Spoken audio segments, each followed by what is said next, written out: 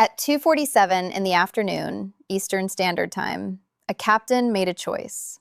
Not an order from Tehran, not a directive from the IRGC, a personal choice made by one man standing alone on the bridge of a 275-meter cargo ship, looking out at a United States Navy destroyer pacing him off his starboard beam, and deciding that he was not going to turn around.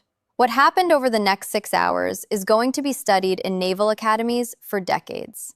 Not because it was the largest naval engagement in history, not because it involved the most sophisticated weapons ever deployed in the Persian Gulf, but because it was something rarer than either of those things. It was a demonstration of American naval doctrine executed so precisely, so methodically, and so publicly that it left every nation watching this crisis with zero ambiguity about one fundamental truth. The United States Navy does not bluff. I'm Flash America, and this is the story of the MV Touska. What she was, who she belonged to, what her captain decided, and what the USS Spruance did about it. By the end of this, you will understand not just what happened on April 19th, 2026 in the Arabian Sea, but why it was always going to end exactly this way. Because it ended exactly this way before, in this same body of water, 38 years ago. Before we get to the confrontation, you need to understand the ship. Because the MV Touska was not some small vessel that wandered into a restricted zone by accident. She was enormous. And that enormity is part of what made what happened to her so significant. The Touska was 275 meters long. To give you a sense of scale, that is the equivalent of nearly 3 American football fields placed end to end. She displaced nearly as much tonnage as an aircraft carrier. She had containers stacked 7 high across her deck, loaded with cargo, riding deep in the water. She was not a fast attack boat. She was not a frigate. She was a commercial cargo vessel so large that the idea of physically stopping her seemed almost theoretical. But there were 2 facts about the Touska that made her anything but a routine commercial vessel. First, she was Iranian-flagged. Second, she was owned by the Mossacar Daria Shipping Company, an entity that had been under United States Treasury sanctions since 2012. This was not a ship that had wandered off course. This was a sanctioned Iranian cargo ship making a deliberate run at 17 knots toward Bandar Abbas, one of Iran's most critical port facilities on the northern shore of the Strait of Hormuz. And between the Touska and that port sat a United States naval blockade that had been in place and actively enforced since April 13th. Now here is the detail that makes the captain's decision remarkable and consequential. By the time the Touska entered the Arabian Sea on April 19th, the United States Navy had already intercepted and turned around 25 commercial vessels. 25 captains had approached the blockade perimeter. 25 captains had received the warnings, assessed what was in front of them, and made the rational decision. They turned around. The Touska's captain was number 26, and he did not turn around. You need to understand what the blockade actually meant before you can appreciate the weight of that decision. Military analysts were describing it as the most comprehensive maritime interdiction operation the United States had conducted in the Persian Gulf since Operation Earnest Will in 1987 and 1988. Every vessel attempting to enter or exit an Iranian port was being intercepted. Every ship was being turned around. The blockade was not symbolic. It was not a show of force designed to generate diplomatic leverage. It was absolute, enforced with a sustained operational tempo that only a carrier strike group can maintain around the clock. At approximately 1400 hours local time on April 19th, the Arleigh Burke-class guided missile destroyer, USS Spruance, picked up the Touska on radar. And if you have no mental image of what an Arleigh Burke-class destroyer actually is, let me give you one, because it matters for what comes next. The Spruance is over 500 feet long. She displaces 9,000 tons. She carries a crew of 329. Her weapon systems include Tomahawk cruise missiles, torpedoes, standard interceptors capable of defeating ballistic missiles, and a 5-inch Mk-45 naval gun mounted on her forward deck that can fire 20 rounds per minute at targets more than 13 miles away. She had been operating as part of the USS Abraham Lincoln Carrier Strike Group, and had been on blockade duty for 6 consecutive days. Her crew had done this before. They knew the procedures, they knew the protocols, and they knew exactly what was about to happen if the Touska did not change course. The captain of the Spruance ordered his ship to close the distance. And then the warnings began. The first radio transmission went out at 14:10 hours. It was precise, professional, and impossible to misunderstand. Motor Vessel Touska, this is a United States Navy warship on your starboard beam. You are approaching a restricted maritime zone. You are ordered to alter course immediately and proceed away from Iranian territorial waters. Acknowledge this transmission. The Touska maintained course at 17 knots. No response.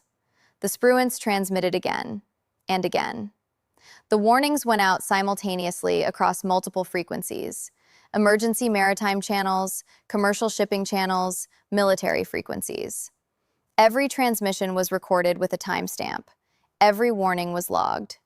The United States Navy was building a legal and operational record that would be unassailable in any international forum. But more than documentation, they were doing something else. They were giving the Touska's captain every possible opportunity to make a different decision before the next phase of the playbook began. 1 hour passed, no response. The Spruance held position, pacing the cargo ship off her beam, staying in visual range, not threatening, not escalating, waiting. 2 hours, still no response. The distance to the Strait of Hormuz was closing with every revolution of the Touska's engines. 3 hours, 4 hours. The sun began its descent over the Arabian Sea, spreading copper light across the water. And still the Touska pushed forward, silent, steady, as though the 9,000-ton warship matching her course kilometer for kilometer simply did not exist. 5 hours. And then, at the 6-hour mark, something changed. The tone of the transmissions from the Spruance shifted. They were no longer advisories. They were directives. And the final transmission carried language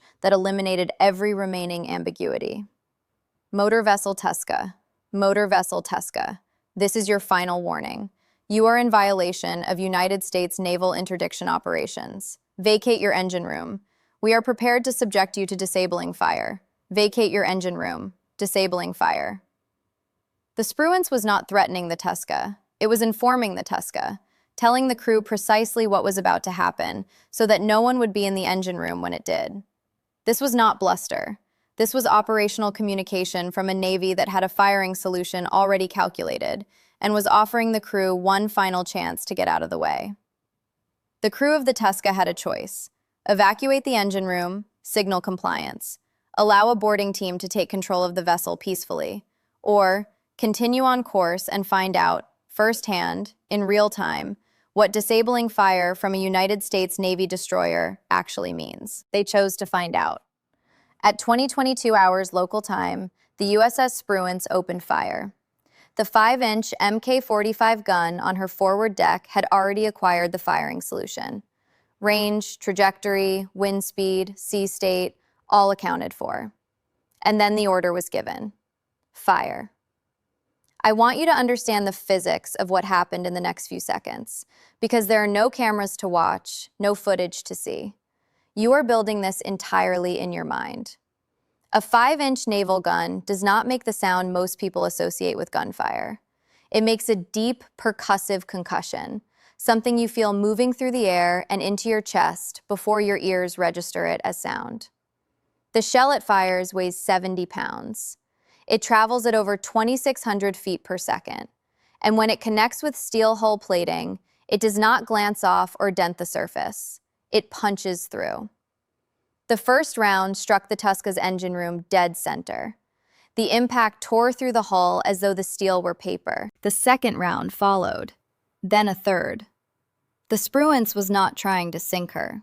Sinking a vessel that size in international waters creates environmental hazards, legal complications, and geopolitical consequences no one wanted.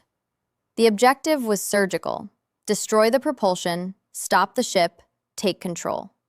That is exactly what happened. The shells tore through the engine room. Fuel lines ruptured. Coolant systems shattered. The main propulsion machinery was destroyed. Within seconds of the third impact, the Touska's engines went silent. The massive cargo ship, which moments before had been steaming at 17 knots toward Iranian waters, slowed further, and stopped, dead in the water, in the middle of the Arabian Sea, with a United States Navy destroyer sitting 500 meters off her beam. And now the second phase of the operation began.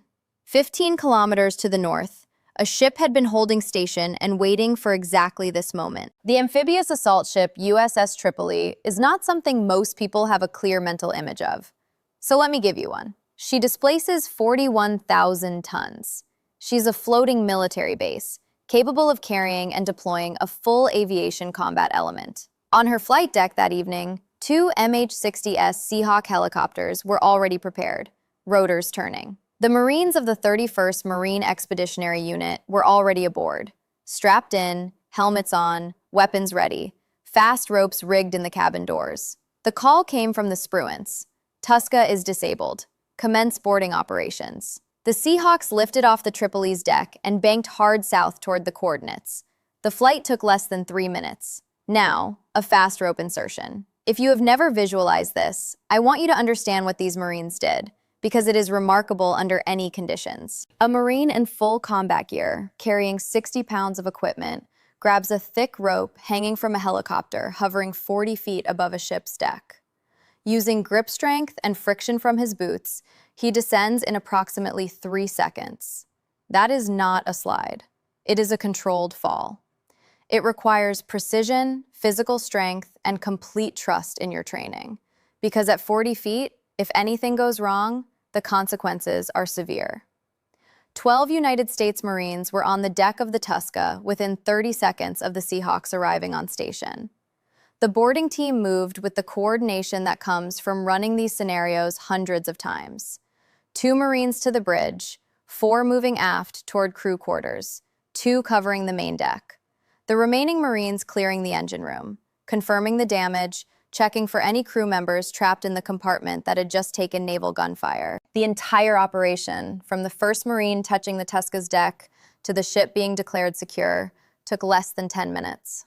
The MV Touska, the 275-meter Iranian cargo ship that 6 hours earlier had been steaming defiantly past repeated warnings from a United States Navy destroyer, was in American custody. CENTCOM released the video. Shot in night vision, it shows the Seahawks approaching through the darkness, the Marines descending the fast ropes, the boarding team moving across the deck in complete coordination. The footage is grainy and green-tinted and completely unambiguous.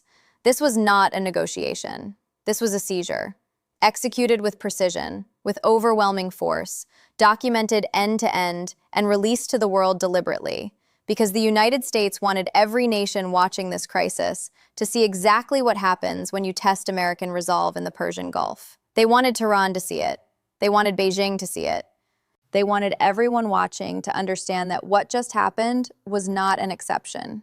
It was the standard. Here is the part of this story that makes April 19th, 2026 more than just a dramatic naval confrontation. This was not the first time the United States Navy has done this.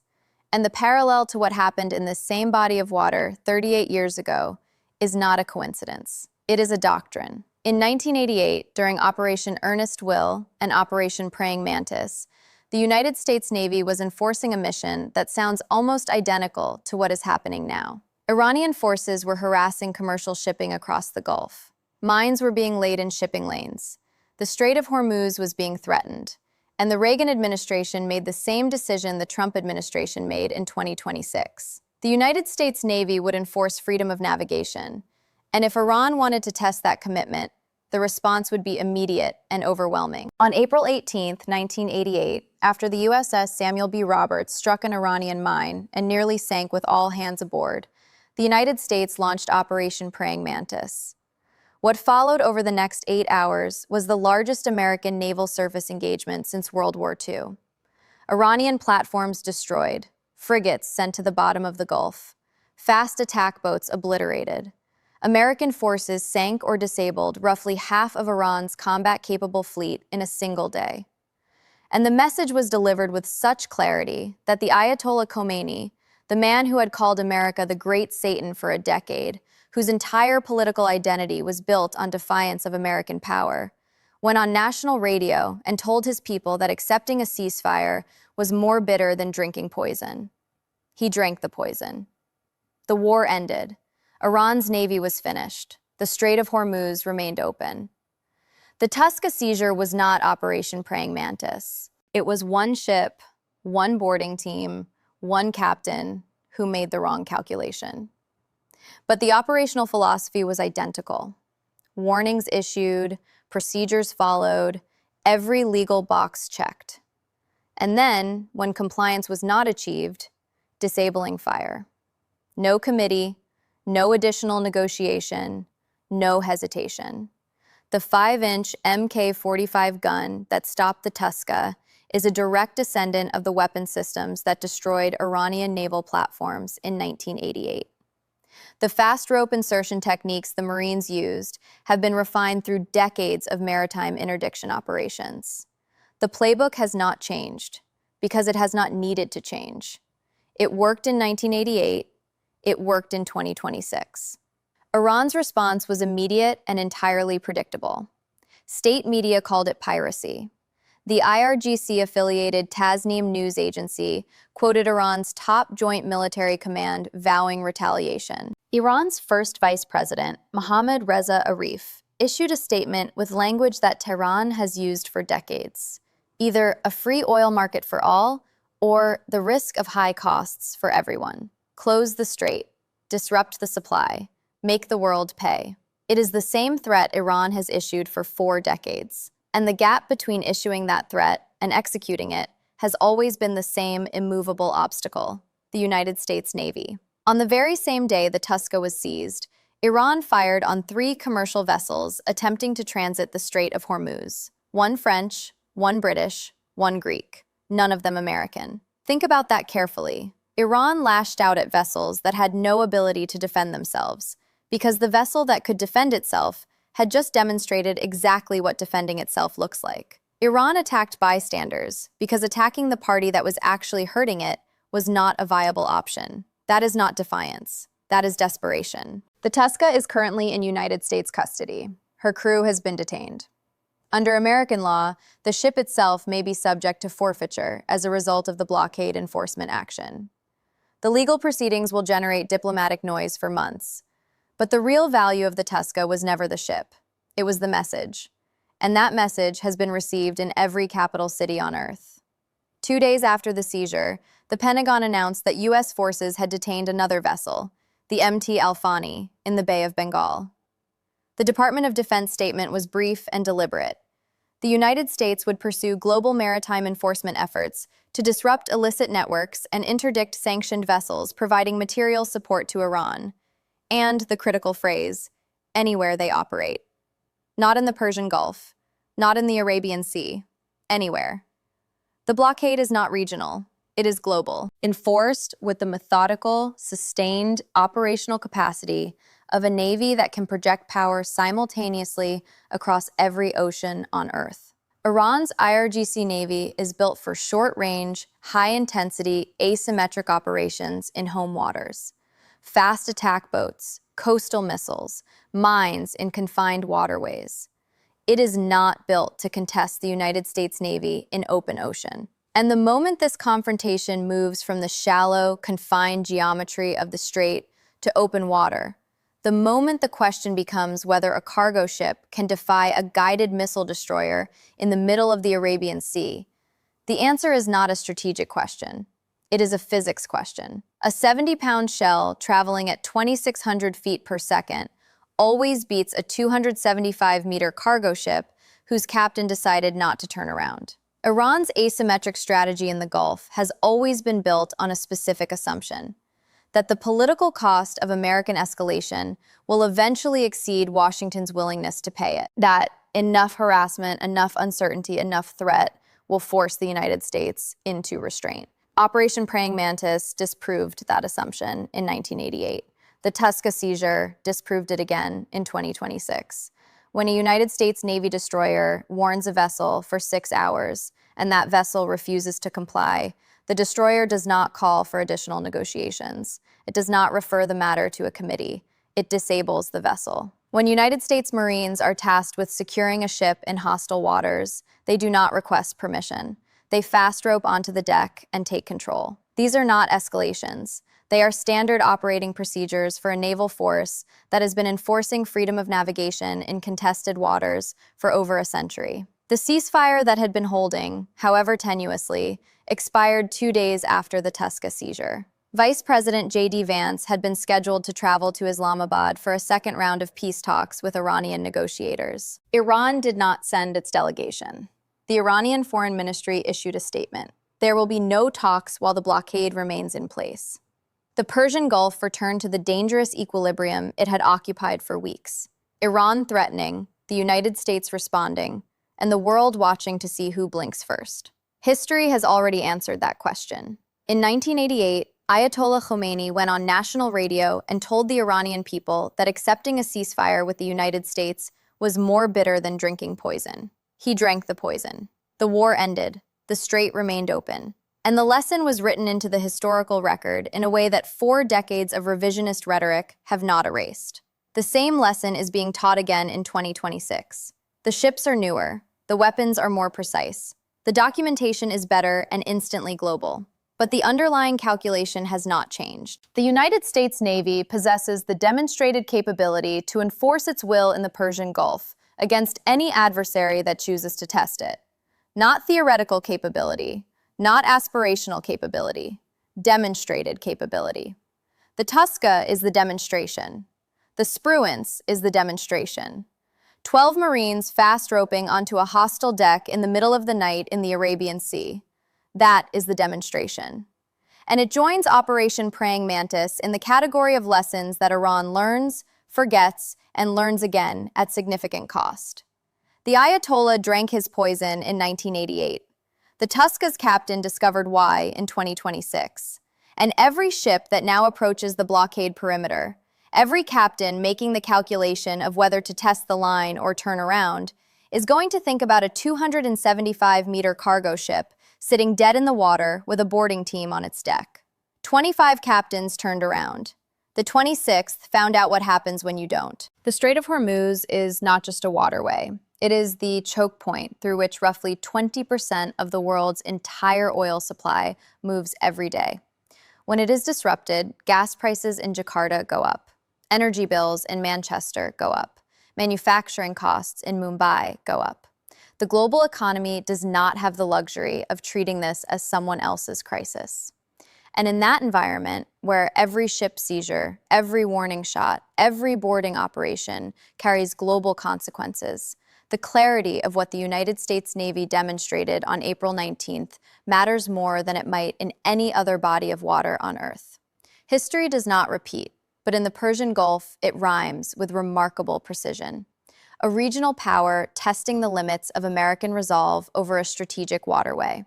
Warnings issued and ignored, force applied with surgical precision, and a lesson delivered that was already in the historical record for anyone who chose to read it. The Touska, sitting in U.S. custody somewhere in the Arabian Sea, is a 275-meter reminder of exactly why that lesson keeps being taught.